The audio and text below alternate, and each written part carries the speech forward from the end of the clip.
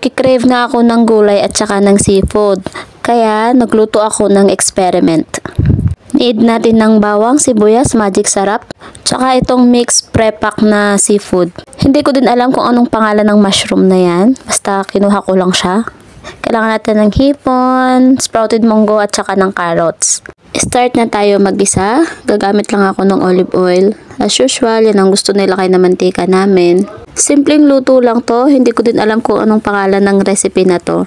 Ilagay natin ang bawang, isunod natin ang sibuyas, and gisahin lang natin ng very light. Lagay natin ang carrots. Basta inuna ko lang nilagay yung carrots kasi matigas siya para mas mabilis maluto. Isunod natin ang hipon. Kagaya ng kaibigan mong mula leeg hanggang babalang maganda at ang ulo patapon. Charot.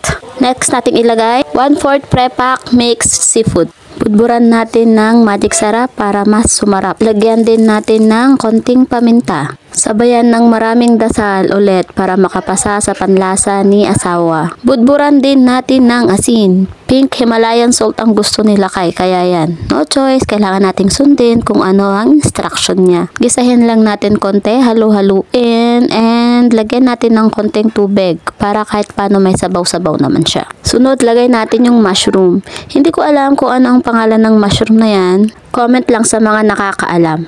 Lastly, lagay natin ang sprouted munggo. Hayaan lang natin siya kumulo hanggang sa maluto ang mga gulay and pwede na siyang hiain. Kain na tayo!